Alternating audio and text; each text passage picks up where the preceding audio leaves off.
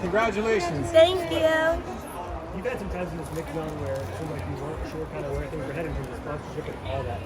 Now you're headed to Paris. What kind of emotions are you experiencing? Honestly, I knew this was going to happen. I knew I was ready to make this team, and I knew nothing or nobody was going to come in between me making this team. So I feel fulfilled, and I'm ready for like my journey to unfold the way that it needs to. Everything that has happened before this has been me building up to becoming the person that I am.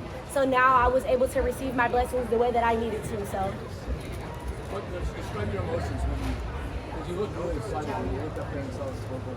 Yeah, I think just my journey has been completely different from everyone else's. So I think that for me, it was more so of knowing that every little thing that I've ever done has come to fruition today. And I asked God for so much more, and I didn't receive it, but I was able to receive what I needed in order to continue to go. So it just felt like, despite everybody feeling like I don't deserve, feeling like I shouldn't have a spot in this sport, feeling like I don't belong, it was like this was God solidifying what I am and who I am to this sport. So. What went through your mind when you crossed that finish line? What was going through your mind? I had no idea what place I was in. I was like, hurry up and put these names up, okay? Because I need to know. So when I saw my name, I was like, I don't care what time it is, as long as it was top 3, that's all I needed. In this past field, doing this race, I mean, it was great for me. For me to know that I didn't have a perfect race and I was still able to be top 3, that's what was most important for me. Understanding my talent, understanding that I don't have to be perfect. I don't have to go out there and think I have to have a perfect start or I have to have a clean race. Like, I can get it done in any shape, any form. And with me having hypothyroidism, it was really hard for me to pull out 3 back-to-back days. So I think it just goes to show that me and my team are really in a spot of building. What did you go well with it? I was just tired. I was lethargic. I was tired. It's been a third day of like having a lot of anxiety, especially with like not having the normal levels of energy as other people. So we had to cut my warm up short and just make sure I can conserve as much as I could to be able to get through 10 hurdles today.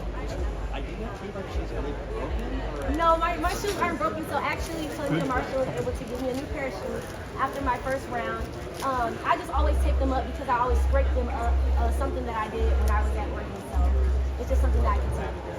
You mentioned the lack of energy. How do you deal with that when you go into this 3 weeks of your life? Yeah, I think that honestly for me it's about staying in my bubble. I've been off of social media and I've really just been minding my own business, like giving myself all the good energy and the good vibes that I need, going to sleep when it's time to go to sleep, eating right, and just being around like positive vibes. So just being in my circle with my team and my positive energy, making sure that I can just only use the necessary energy, because sometimes even coming out here to watch the races, you don't think you're stressing a lot, but I have a Whoop watch and it tells me like, girl, you need to go to sleep, you're stressed out. So, you know, making sure I use like all the necessary technology and stuff and the recovery that we have to make sure that I'm fully ready to prepare for the next one. What did it mean for you to qualify at Hayward Field?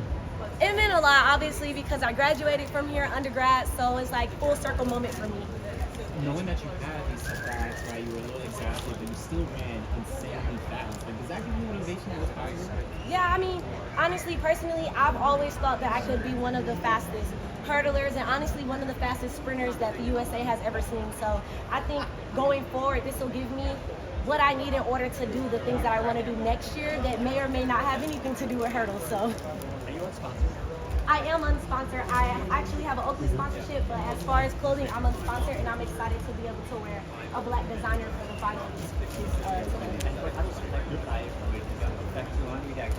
I was actually diagnosed my freshman year at work at the University of Oregon, and it just affects my muscle recovery, my energy levels, skin, hair, nails, everything. So like when I first was diagnosed, I was told that I was degrading from the inside out. I didn't feel it. It's not tangible. It's hard to really understand what it is, but being able to take basically a medication that supports my thyroid because it just does not work.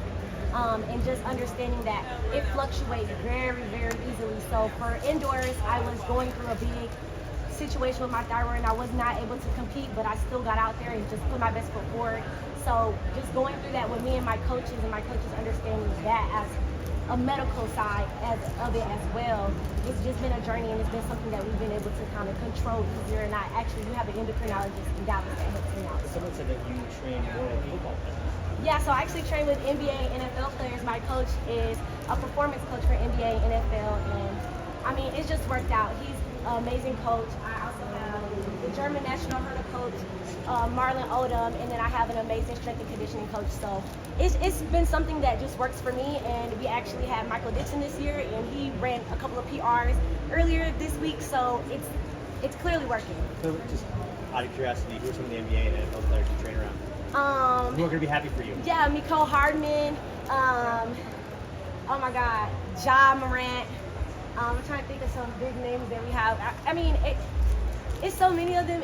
Anybody that you ever knew that was amazing or on any cereal boxes, we probably trained them. We probably trained with them. Not LeBron James, not him. Yesterday you talked about just your journey and how much life you'd lived outside of the track. So thinking about all of that, like, what does it mean to you to qualify for Paris? Man, it means so much because people like me don't really get these type of opportunities. And I thought, being a professional and going into this sport, that once I started running fast, I would get the same opportunities as everyone else. And I think that because of the way that I lived my life before, it made me understand that regardless of how many people have your back, I'm still strong enough to do it on my own 2 feet. So I think that really has pushed me, and now it's like I can really say I did this on my own. Me and my team did this on my own from the ground up.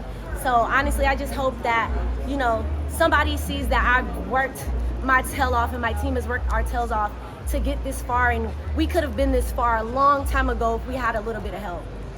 Having graduated from Oregon, did it feel a little different with the fans? Because I know they go crazy for Oregon alumni.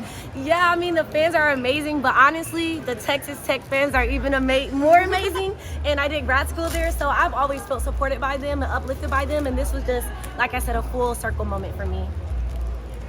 Thank you. Thank y'all. Thank you.